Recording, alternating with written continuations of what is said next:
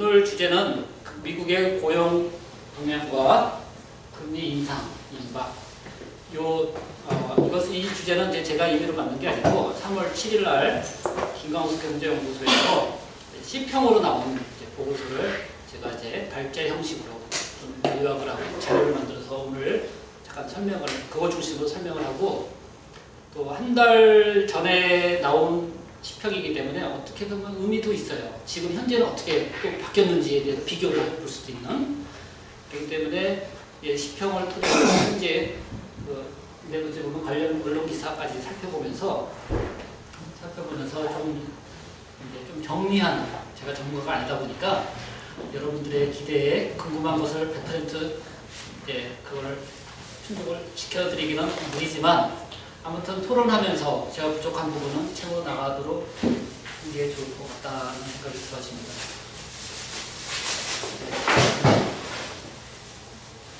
시작하도록 하겠습니다. 누구 한 분이? 네, 이것만 이렇게 불러주시면. 제가 이렇게 눈치를 드리면 이렇게 하나씩 얘기해주시기 바랍니다. 첫 번째, 고용 동향에 대해서 첫 번째 주제는 뭐냐면 16세 이상 인구, 경제활동 가능 인구 분석. 이 표는 미 노동성 자료로부터 이제 김광수 경제연구소가 만든 그래프입니다. 그래서 여기서 보면 16세 이상 인구가 2007년도에는 2억 3천 명에서 거의 2천만 명 가량 증가했고, 경제활동 가능 인구도 상당히 2007년도에서 2015년까지 상당히 이제 증가된 모습을 보이고 있기 때문에 2011년부터 미국 경제가 이제 회복되면서 빠르게 증가되고 있다는 것을 이렇게 볼 수가 있습니다. 두 번째는 경제활동 참여율. 그 나라의 경제 어떤 그 근거를 알기 위해서 이런 16세 이상 경제하시는 사람 전체 인구, 또 경제활동 참여율, 이런 걸 이렇게 토대로 해가지고 우리가 이렇게 결론을 낼 수 있기 때문에 이런 표들이 이제 주제별로 그래프 표 내용들이 이렇게 나오는 겁니다. 경제활동 참여율은 16세 이상의 총인구 분의 경제활동 가능 인구. 그러니까 이제 분모가 커지면 적어지겠죠? 활동 참여율이. 그리고 분자가 이제 커지면 경제활동 참여율이 또 좀 커지고, 약간 수학이기 때문에 좀 헷갈리긴 한데, 이제 참여율이 점점 떨어지고 있어요. 그거는 이제 뭐냐면은 요 분모가 커지든지 분자가 작아지든지 둘 중에 하나거든요. 근데 이제 여기 미국도 1945년 전후 세대 어떤 그 베이비붐 세대가 본격적으로 정년 은퇴를 하고, 또 2007년도, 8년도 이게 경제 위기 때 그 청년들이 일자리가 없으니까 구하기 힘드니까 이제 학교를 진학한다든지 취업을 많이 안 하는 쪽으로 갔기 때문에 이제 16세에서 총인구분의 경제활동 가능 인구 어떤 그 경제활동 참여율이 상당히 떨어지고 있지만 이제 그런 걸 감안했을 때 현재 어떤 그 참여율을 보면은 거의 금융위기 전 수준을 회복했다, 이렇게 판단하고 있습니다. 금융위기 전. 그리고 세 번째, 취업자 수. 그래프가 확 이제 표시나죠. 2007년도는 1억 4,500명 정도에, 2010년도에는 이제 1억 3,600. 그래서 2015년 2월 달에 1억 4,800 정도 이렇게 취업자 수가 이렇게 회복이 되는 것을 볼 수가 있는데, 취업 뒤에도 나오겠지만 취업도 이제 어떤 형태의 취업이냐에 따라서 좀 작아져요. 풀타임이냐, 아니면 파트타임이냐, 아니면은 어떤 근데 이제 금융위기 전 수준을 요 데이터로 봤을 때 회복했다, 이렇게 볼 수 보여집니다. 그다음 풀타임, 파트타임 이렇게 나눠서 보면 취업자 수 중에 이제 풀타임 수는 2007년도에 1억 2천 명 정도 수준에, 2010년도에는 1억 1,000에서 거의 2015년도에 거의 이제 회복된 모습을 볼 수 있고요. 파트타임, 이제 경제가 살아나니까 아무래도 풀타임 어떤 양질의 일자리들이 생기니까 이제 이런 좋은 반응이 나타나고 있는데, 이제 요 파트타임 수는 이제 줄지가 않았어요. 파트타임이 줄고 풀타임이 늘어나야 되는데 파트타임은 그대로 가면서 이제 풀타임이 늘어나는. 그래서 이건 좀 구조적인 미국 경제의 어떤 구조적인 모습이다 이렇게 판단을 하고 있고요. 그리고 고용 회복이 풀타임 중심으로 이루어지고 있고 이제 2007년도 수준을 거의 회복했다 이렇게 대체로 이제 그렇게 회복된 걸로 판단하고 있습니다. 예, 그다음 취업률. 취업률은 이제 16세 이상 분의 취업자 수. 이것도 이게 분자가 되고 이게 분모가 되죠. 그래서 이 분자 취업자 수가 많아지면 취업률이 높아지는 거고 반대로 요 그대로 고정돼 있다 치면은 16세 이상 인구수가 이제 많아지면 취업률이 적어지고 어떤 그런 약간 비율 관계가 있는데 16세 이상 인구수 증가가 취업자 증가수보다 빠르기 때문에 취업률이 이렇게 좀 이렇게 낮은 상태로 유지되고 있는데 여기서 이제 뭐라 그럴까 지역 아까도 잠깐 베이비붐 세대 본격적인 은퇴를 얘기했는데 이 베이비붐 세대들이 본격적으로 이제 은퇴를 하면서 취업자 수가 이제 많이 준 거죠. 그러다 보니까 취업자 수는 늘어났지만 취업률은 상대적으로 이렇게 좀 낮은 모습을 좀 볼 수가 있어요.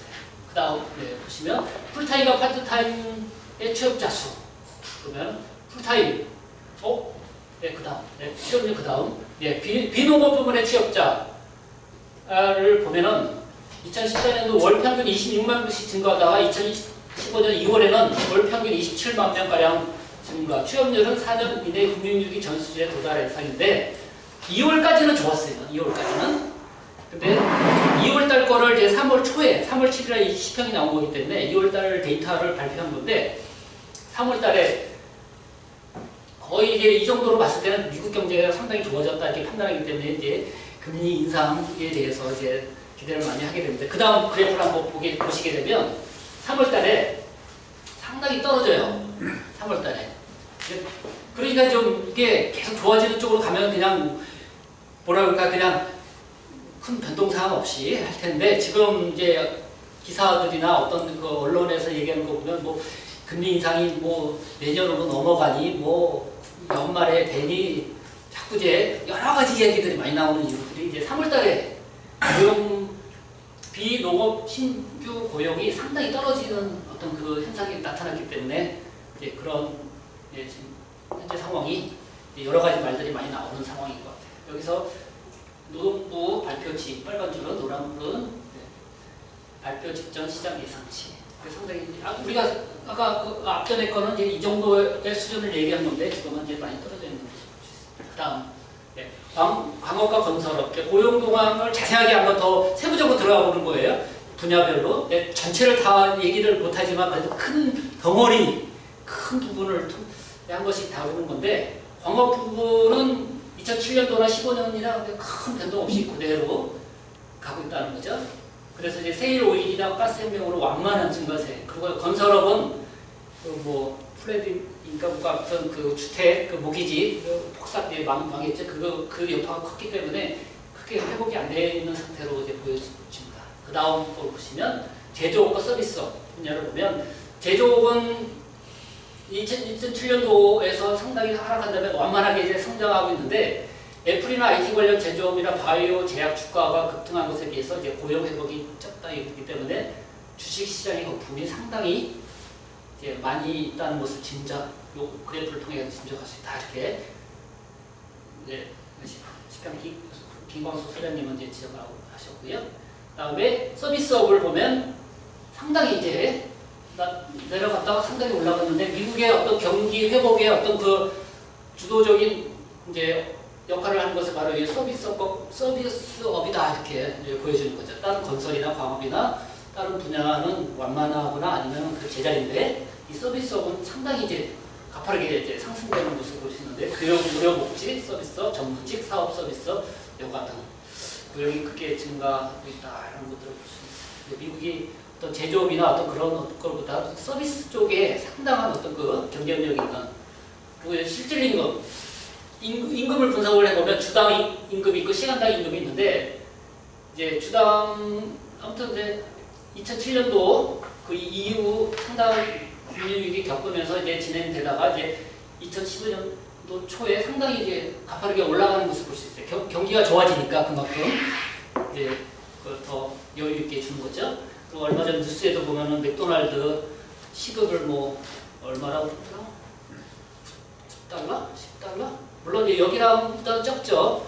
근데 상당한 어떤 그 기준 바로미터가 되는 모양이더라고요. 우리나라의 몇 배 되긴 하지만 한 두세 배. 이제 맥도날드도 이제 시급을 이제 올린다 이런 뉴스를 본 적이 있었고요 얼마 전에. 2014년 후반기부터는 이제 가파른 상승세로 이제 시간당 뭐 주당 365달러. 명목 임금 상승보다는 물가 상승률 둔화 때문에 이제 사실 이제 돈을 많이 준다는 것도 뭐 물론 이제 맞긴 하겠지, 좀 올려준 것도 많기도 하겠지만 이제 유가 하락이라든지 어떤 그런 여파 때문에 상대적인 어떤 좀 임금 상승 효과 체감을 하게 됐다는 거죠. 이제 그런 이제 부분들이 있습니다. 그래서 1월에 전년 동월 대비 마이너스 0.1% 기록했습니다. 실업자 수. 이제 아까는 지금까지는 고용 동향인데 두 번째 파트로는 이제 실업 동향, 실업자 수, 실업률, 실업과 관련된 도표 그래프를 한번 살펴볼 건데요. 첫 번째 실업자 수, 그다음에 장기 실업자 수. 실업자 수는 2007년도에 이제 100만 명이니까 500만 명 중반쯤이니까 한 700만 명 정도 선에서 이제 상승 1,500만 명 올라갔다가 이제 870만 명으로 내려왔는데 이제 뭐라 그럴까 아까 베이비붐 세대나 어떤 베이비붐 세대의 본격적인 은퇴 어떤 그런 영향들이 여기 이제 반영이 된 것 같아요. 그러니까 이제 실업자 수 아무튼 실업자 수는 이제 늘어났다가 이제 좀 줄고 있죠. 그리고 장기 실업자 수도 이제 120만 명 정도 수준에서 660, 540만 명 정도로 이렇게 변동이 되어진 거 볼 수 있고요. 네, 그 다음 한번 실업률. 실업률은 이게 경제활동 인구분의 실업자 수인데 실업률이 이제 4.6%에서 10%로 올라갔다 5.5%. 5.5%는 이제 금융위기 전 수준을 이제 회복했다 이렇게 단정 지을 수 있는 수치라고 이제 말을 합니다. 그래서 광의 실업률은 이제 여기 실업률하고 광의 실업률의 어떤 차이는 뭐냐면은 이제 임시로 실업이라고 해서 이제 뭐 다 노는 게 아니고 정식 직장은 아니지만 뭐 어떤 일이든 한다는 거죠. 그런 것을 이제 어떤 일이라도 하는 사람을 이제 실업자에서 빼고 그런 순수하게 노는 사람만 따졌을 때는 이렇게 낮지만은 이제 광의 실업률 그런 사람들 임시직이나 파트타임이나 뭐 이런 사람까지 다 실업률을 포함시켰을 경우에는 이제 상당히 이제 높아지는 거죠. 그래서 완전 고용 실업률을 간주하는 실업 목표치는 사실상 도달했다 이렇게 이제 보는 겁니다. 네, 다음 또 보시면 실업 기간 평균 중위수 이렇게 그래프가 평균 실업 문제 거의 뭐 10주,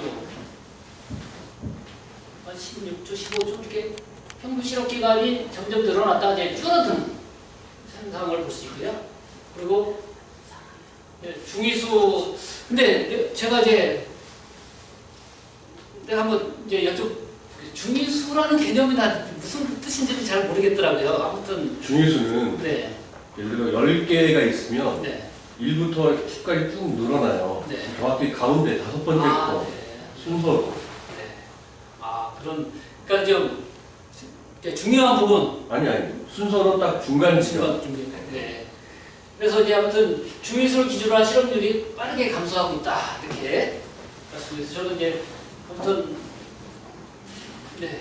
무슨 뜻인가 아무튼 가운데 어떤 의미다 하는 생각을 했는데 이제 아무튼 의미 있는 어떤 그래프이기 때문에 또 이제 빠르게 감소하는 모습이고 전체 평균 실업 기간이 감소세가 이제 더딘 모습 재취업이 불가능한 구조적 장기가 아니고 장기 실업자가 적지 않기 때문이다 이렇게 아무튼 그래서 이제 실업 기간이 감소세가 약간 더디면서 계속해서 이제 하락된 볼 수가 있습니다. 네, 그 다음 보시면 이제 시평 그 보고서에서 또 결론적인 지금까지 이제 고용 동향과 실업 동향 두 가지를 위주로 이렇게 그래프를 설명하는 식으로 했고 그 다음에 짤막하게 이걸 토대로 이제 결론을 딱 지은 걸로 이제 시평은 마무리가 되더라고요.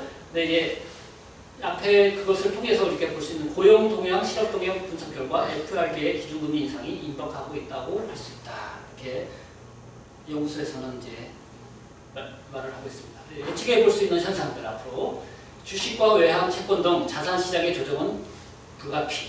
그래서 금리 인상이 되느냐 안 되느냐 가지고 상당히 어떤 기사를 이렇게 이따 이후에 또 볼 텐데요. 주가가 상당히 요동치는 것들을 볼 수가 있어요. 언제 인상이 되느냐에 따라서 막 주가가 올라갔다 내려갔다.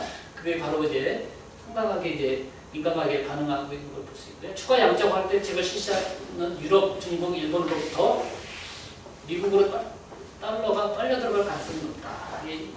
돈은 수익이 높은 대로 이제 흘러가게 마련이 있기 때문에 이자가 높아지면 이제 이렇게 그쪽으로 이제 금리가 높은 쪽으로 돈이 흘러가게 되는 거죠. 그러니까 유럽이나 중국, 일본에서 막 저금리 돈을 양적 확대책을 이제 실시하고 있는 어떤 그런 상태에서 이제 달러가 이제 미국으로 들어갈 수 있는 빨려 들어갈 수 있는 이제 상황이 될 수도 있고 그다음에 이제 저는 이제 달러를 이제 미국이 금리를 인상하고 달러의 강세가 되어지는 거는 주가로 이게 비유해서 이렇게 설명을 하게 되면 그 기업이 이제 잘 되면 주가가 올라가잖아요. 기업이 좀 안 좋다고 주가 내려가요. 미국을 하나의 기업으로 생각했을 때 미국이라는 기업이 뭔가 좀 잘 돌아가고 좀 수익도 남기고 살만하고 하니까 달러가 올라가는 것은 마치 그런 거와 이제 비슷하게 이제 비유해서 설명을 하면 좀 이해가 좀 빠르더라고요. 미국이 이제 어느 정도 좀 잘 돌아가니까 이제 미국의 주가가 달러거든요. 그게 이제 올라가는. 그러니까 이제 미국으로 다시 달러가 이제 막 들어가겠죠. 그래서 달러 강세는 필연. 금리가 올라가면 달러는 점점 더 비싸지는 거죠. 그리고 이제 과다 채무와 경상수지 적자, 외환 보리가 충분치 못한 브라질 등 신흥 경제국 이제 환율이 요동칠 가능성이 높다. 그래서 이 부분이 이제 우리 개인으로 따졌을 때도 이제 채무가 많으면 어느 순간 이제 은행에서 빚 다 갚아 해버리면 이제 파산 완전히 난리 나는 거잖아요. 개인으로 봤을 때도 이제 국가뿐만 아니고 개인도 신흥 우리 이제 새롭게 경제활동을 하는 어떤 그 사람들 빚을 많이 지게 되면 상당히 어려워진다는 모습들을 이렇게 생각할 수 있을 것 같아요. 국가뿐만 아니고 개인들도 이제 과다 채무 어떤 그런 이제 경제를 기반이 약한 사람들은 이자가 올라갔을 경우에 상당한 타격을 입을 수 있습니다. 몇 가지가 이제 3월 7일 날 이제 김광수 경제연구소에서 발표한 이제 그 시평의 어떤 주 내용을 간단하게 제가 이제 요약을 한 거고요. 그다음 한번 넘겨보겠습니다. 지금 여기서부터는 이제 3월 17일 이후 가장 최근 4월 2일인가 3일인가 이제까지 해서 좀 제가 나름대로 기사를 좀 모아봤어요. 어떻게 기사와 흐름이 있는지. 그래서 뭐 다양한 또 의견이 있더라고요. 그 금리 인상에 대해서 시기가 언제쯤이냐 그거에 그 금리가 올라간다는 어떤 그 말에 대한 어떤 반응이 현상이 어떻게 나타나는지 좀 다양하게 좀 나온 것을 제가 좀 한번 뽑아봤습니다. 그래서 국민일보 3월 17일 날 강달러 공습 전세계 공포 미 경기 활성화 속 유기가 확산 그런 제목으로 3월 17일 날 기사가 올라왔는데 달러가 좀 세졌죠. 그래서 달러와의 주요 통화 대비 상승세가 심상치 않게 전개되고 있다. 그래서 미국으로 금리가 올라가면 중국, 아시아, 신국에 들어왔던 돈이 썰물처럼 빠져나가 미국으로 이게 시평에 나왔던 얘기 그대로죠. 대규모 자본 유출이 가시가 된다. 그 다음 동아일보 3월 20일 며칠 지난 다음에 한은 당분간 저금리 유지, 시가관 번개의 추가 인하 목소리도. 뭔가 한국은행은 좀 뭔가 좀 이렇게 시대 흐름을 잘 못 읽고 있다는 생각이 좀 들어요. 저는 전문가가 아니어서 내가 정확하게 이게 판단은 못하겠지만 왠지 불안한 느낌이 들어요. 한국은행의 어떤 그런 부분에 있어서는 전문가들은 연준의 경제 성장 중 하향 조정 등에 주목해 미국의 금리 인상 시점을 9월 이후 전망했다. 여기는 이제 9월 이후 얘기가 나오죠. 그리고 한국은 뭐 3,620억 7천만 달러 여유가 있어서 뭐 인상해도 큰 문제는 없다 이렇게 보고 있다는 거죠. 그 다음 국민일보 역시 국민일보고요. 앨런 상당한 확신대에 금리 인상하겠다. 9월 이후 단행 힘실어. 점점 이제 금리 인상 시기가 좀 늦춰지는 이제 걸 느낄 수가 있어요. 네, 여기 서울신문 인내 대신 합리적 확신 설대 금리 인상 2만 한마디에 코스피 코스닥 상품. 그러니까 이제 금리 인상에 대한 내용 때문에 뭐라 그럴까 이제 주가나 어떤 그 환율이 요동치는 모습들을 보시면 인내심 합리적 확신을 바꾸면 환율이 급락했다. 금리 인상에 대한 인내심을 갖게 되는 합리적 확신을 뭐 썼다 뭐 이런 표현했습니다. 그 다음 조선일보 신중해진 미 연준 경기 회복세 둔화 금리 인상 더 미룰 듯. 이제 3월달 경제 지표가 상당히 안 좋게 나왔기 때문에 이제 쉽게 금리 인상이 안 될 거다 이렇게 보는 것 같아요. 그리고 연준 위원들의 이제 연말 금리 전망 0.625%로 작년 예상의 절반 정도로 이제 상당히 낮게 잡은 거죠. 그리고 작년 2, 3분기에 깜짝 상승해도 미국 경제 회복세가 둔화됐기 때문에 어떤 좀 이렇게 기대치나 어떤 그런 부분에 있어서 상당히 이제 낮게 이렇게 조정이 되는 것이 있고 저유가로 제각된 돈이 소비보다 저축으로 돌면서 경기 대세에 큰 도움이 되지 못하고 있다. 예, 그 다음 거를 보시면 오센? 아무튼 뭐 이런 인터넷 뒤져보니까 이런 또 기사가 올라와 있더라고요. 미국 금리 인상 연말 이전에 단행했던 추가 인상 가능성도 스탠리 비숍 미국 연방준비제도 부의장은 연말 이전에 기준금리 인상이 단행될 것으로 거의 장담하고 있습니다. 네, 그 다음 또 보시면 미국이 금리 인상하는 순간 부동산 시장 좁다. 노컷 뉴스. 이건 조금 약간의 좀 과격적인 과격한 표현들이 기사에 있는데 내가 좀 간단하게 뽑아본 겁니다. 바로 저금리 대출 해놓게 무리하게 집 사서는 안 된다. 우리가 늘 자주 들었던 이제 말들이 이 기사에 많이 나오더라고요. 그래서 이제 주택 시장에는 이제 한겨울이 찾아올 것이다.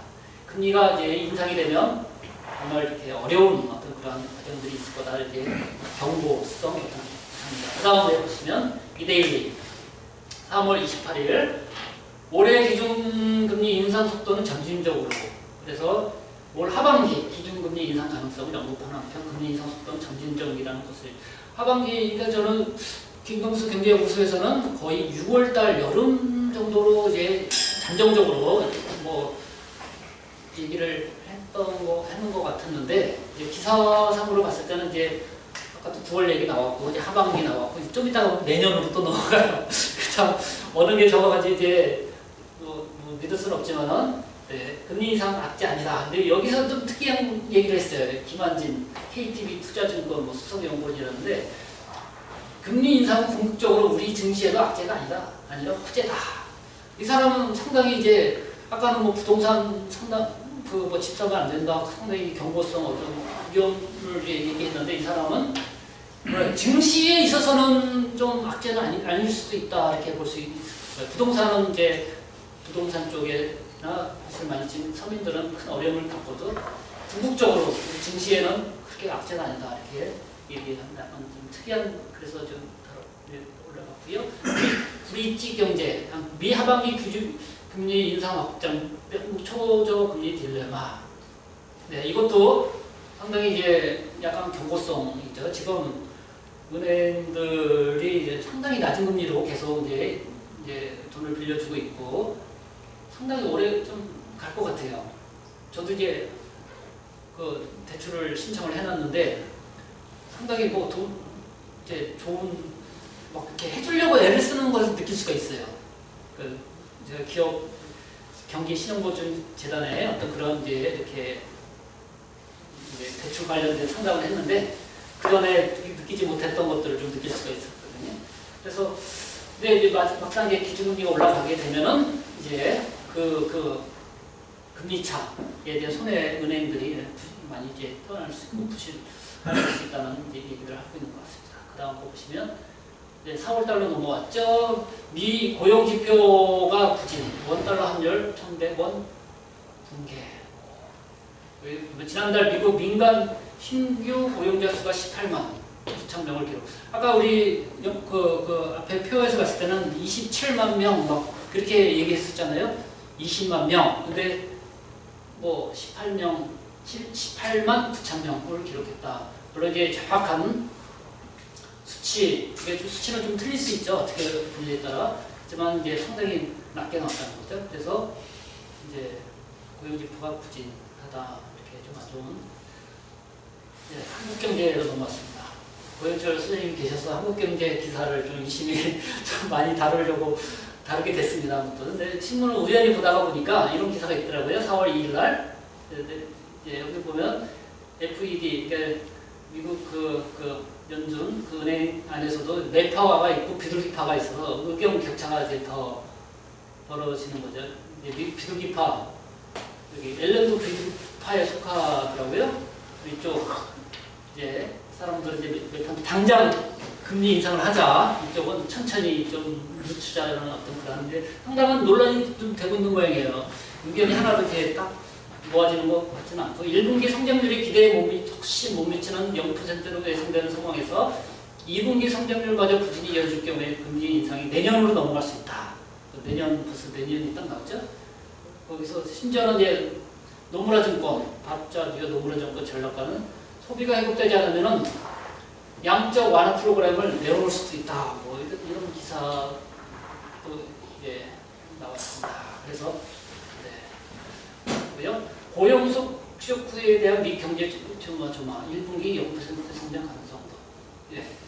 가장 최근이죠. 4월 6일 인터넷 이렇게 보다 보니까 이제 이신기 요 뉴욕 특파원이시더라고요. 미국 이제 현재 상황들을 이제 실시간으로 기사를 올린 거예요. 그래서 15개월 만에 최저 기준금리 인상 시기 더 늦춰야 볼 수도 있고요. 고용지표가 최악의 상황으로 치게 되면서 금리 인상 시기를 둘러싼 논란이 더욱 거세지고 있다. 그래서 3월 비농업 부분 신규 취업자는 12만 6천 명으로 15개월 만에 처음으로 20만 명을 돌아왔다.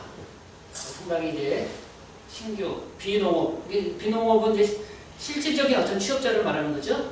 상당히 이제 수치가 좀 낮아서 좀 안 좋은 쪽으로.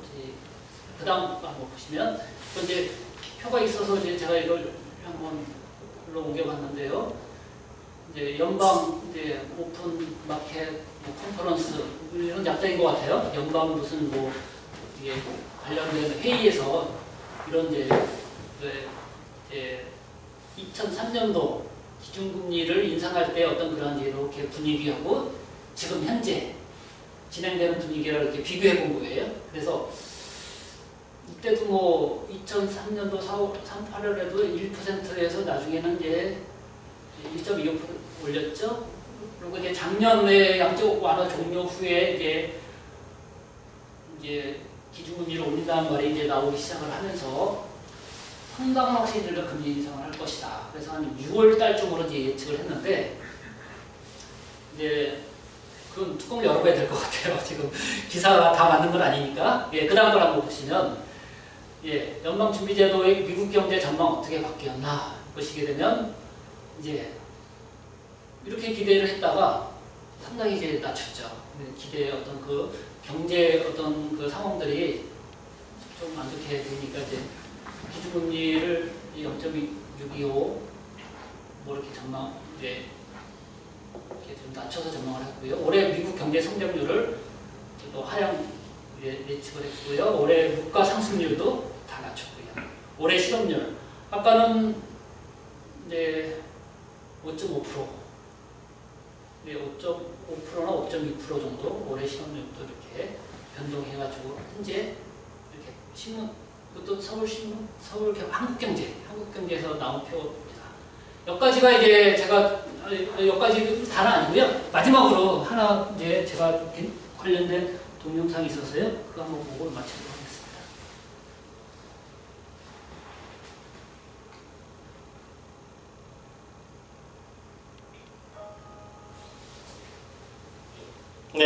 강문환 이사 연결해 보겠습니다. 박 이사님. 네, 안녕하세요. 예, 안녕하세요. 오늘은 미국 쪽 금리 인상 관련된 얘기를 해주신다면요. 네, 뉴욕 시장은 지금 금리 인상의 시기를 놓고 열띤 논쟁 중에 있습니다. 특히 오늘 새벽 찰스 에반스 시카고 연은 총재가 내년 상반기까지도 금리를 동결해야 된다고 주장하면서 더욱 논쟁에 불이 붙었는데요. 오늘은 금리 인상의 시기를 논리적으로 가늠해 보도록 하겠습니다. 결론부터 말씀드리자면 저는 에반스 총재의 생각과 완전히 다릅니다. 올해 중반 이후에 금리 인상이 개시될 것으로 믿고 있습니다. 그 이유를 조목조목 분명하게 말씀드리죠. 연준이 긴축을 개시하는 데 딱 두 가지 환경을 중요시합니다. 바로 고용시장과 물가입니다. 여기 대해서는 여러분도 이의가 없으시죠? 그래서 올해 금리 인상을 할 수 없다는 이유로 늘 지시되는 것이 시간당 임금 상승률입니다. 연준에서 적절하다고 생각하는 임금 상승률은 3% 정도인데요. 현재 시간당 임금 상승률은 고작 1.9%에 불과하기 때문에 아직 긴축의 시기로 적절치 않다고 주장합니다. 하지만 제 생각은 다릅니다. 미국은 가솔린이 생필품입니다. 가솔린 가격이 하락으로 인해서 반드시 써야 하는 생필품에 대한 지불액이 줄었고 주머니 속의 실질 임금이라고 볼 수 있는 실질 가처분 소득은 무려 5.9%까지 상승했습니다. 이미 적정 수준 3%를 크게 넘어섰다는 얘기죠. 그 때문에 내부재 소비가 눈에 띄게 늘고 있고 기업들은 그 소비에 부응하기 위한 투자를 개시했습니다. 상업용 대출이 늘어나기 시작했기 때문에 유동성을 제어하기 위한 금리 인상은 조만간 시행되어야 한다고 생각을 합니다. 둘째, 에반스 총재는 불안한 정도의 낮은 인플레이션 그리고 글로벌 환경의 불확실성을 고려할 때 섣부른 금리 인상의 혜택은 거의 없다. 그리고 큰 위험을 안고 있다고 강조했습니다. 금리 인상에 대해 더욱 인내심을 발휘해야 한다면서 적어도 내년까지는 제로금리를 유지해야 된다고 주장했는데요. 하지만 제 생각은 다릅니다. 현재 시장에서 관찰되는 물가의 하락이 소비의 위축으로 인해서 생긴 것이 아니기 때문입니다. 조금 쉽게 우리나라의 예를 들어보죠. 우리나라도 얼마 전 발표된 물가가 디플레이션을 우려 수준까지 하락했습니다만 최근 1년 동안의 소비료 가격이 24%나 떨어졌습니다. 이게 물가 상승률을 1.3%포인트나 깎아먹었습니다. 그래서 명목 물가가 전체 물가를 반영한다고 보긴 어렵습니다. 그래서 경제 지표에는 변동성이 큰 에너지와 식음료를 제외한 근원 물가라는 것을 따로 떼어서 발표하고 있죠. 우리나라의 근원 물가는 전년 동기 대비 2.3%나 상승입니다. 에너지를 제외한다면 사실 디플레 상태가 아니라 오히려 약한 인플레 위험을 걱정해야 되는 수준까지 임박한 것이죠. 전세가 월세가 다 오르고 있고 공급요금 다 오르고 있는데 무슨 물가 하락이라니요. 실제로 시장 참여자의 물가에 대한 생각을 반영해주는 향후 1년간 기대 인플레이션은 우리나라의 경우 2.6%로 디플레이션 위험과는 다소 거리가 멀어 보입니다. 이런 흐름은 어느 나라나 마찬가지인 것 같은데요. 유로존 역시 극심한 디플레 위험에 빠진 듯이 보이지만 BI가 최근 반등하는 모습이 관찰되고 있습니다. BI라고 하는 것은 브레이크 이븐 인플레이션의 약자죠. 그러니까 국채금리와 물가 연동국채의 금리 차이를 표시합니다. 국채금리 대비 물가 연동채의 금리가 서서히 높아지기 시작하면 시장에서는 특정 시점 이후에 물가가 오를 것이라고 믿는 사람들이 많아지기 시작했다는 것을 의미합니다. 결론을 말씀드리죠. 1분당 가위질을 몇 번 할 것인가는 오로지 연장수 맘입니다. 제가 결정할 사항이 아니죠. 금리에 대한 결정은 우리 강기수 앵커도 아니고 저도 아니고 당연히 연준의 생각이 중요합니다. 지난달 25일 자넷 옐런의 발언을 소개해드렸었는데요. 기대물가가 연준의 목표치인 2%에 도달하게 될 것이다라는 타당한 확신만 선다면 긴축을 개시할 것이다라고 하면서 그녀 역시 현재 시점에서 물가는 중요하게 생각하지 않아도 된다는 뉘앙스를 분명하게 보인 바 있습니다. 물론 하루 앞도 가늠하기 어려운 세상에서 수개월 후의 상황을 예상하는 것은 별 의미가 없습니다만 FOMC 의원 중 10명 중에 6명이 이미 6월 이후로 물가 상승을 전망하고 있습니다. 이번 회의 혹은 늦어도 다음 회의 때까지는 인내심이라는 문구는 사라지게 될 가능성이 높습니다. 금리는 예정대로 6월에서 9월 안에 상승이 개시될 것입니다. 박 기자님? 네. 이전에도 만약에 미국의 금리 인상이 실제로 진행된다 하더라도 시장의 충격은 모든 사람들이 예상하는 것처럼 이루어지지 않을 것이라고 말씀해 주셨는데 그 사항은 유효한 것이죠? 네, 저는 그 시장에 대해서 늘 이렇게 지켜봤습니다. 지금까지 충격이 없었던 적은 사실상 없었습니다. 하지만 지금처럼 그 많은 사람들이 제가 이번에도 제가 강의를 내려갔었는데요. 많은 분들이 다 그렇게 생각을 하고 있습니다. 금리 인상이 되면 정말 세상이 끝날 것처럼 모든 사람들이 생각을 하고 있기 때문에 이번만큼은 예외가 되지 않을까라고 예측을 하고 있는 겁니다. 네, 잘 들었습니다. 네, 정리를 좀 잘해준 거 같아요. 불을 좀 살짝 켜주시죠. 네, 마무리 짓겠습니다. 마지막 동영상 보면서 그것도 한국경제TV입니다. 고현철님이 소장님이 계셔서 한국경제 또 실제로 좀 눈에 들어오는 기사들이 상당히 많아요. 한국경제에 또 이렇게 바로바로 관련된 기사들이 많고 또 동영상도 우연하게 보다 보니까 이렇게 바로 있더라고요. 그래서 이제 보면 금방 박문환이라는 그분이 참 공감이 되는 것 같아요.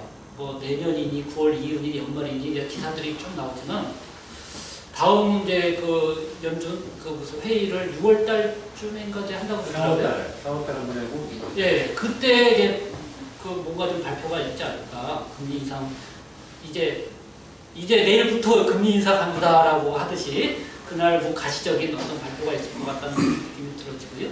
아무튼 각자의 판단은 금방 말씀한 것처럼 뭐 제가 올릴 것도 아니고 여러분들이 올릴 것도 아니고 이제 그건 열어봐야 되겠지만 대략 이제 그런 어떤 흐름이나 어떤 내용들을 이렇게 잠깐 발제 준비하면서 이렇게 보니까 저는 개인적으로는 보니까 뭐 특별한 문제 좀 변동사항이 있긴 하지만은 6월하고 9월 사이 이해가 그냥 예측대로 되지 않을까 어떤 그런 생각이 들어집니다. 그리고 이후에 토론하면서 또 자세한 얘기들은 또 서로 얘기하면서 또 정리하도록 하겠습니다. 이상 제 그럼 마치겠습니다. 그렇습니다.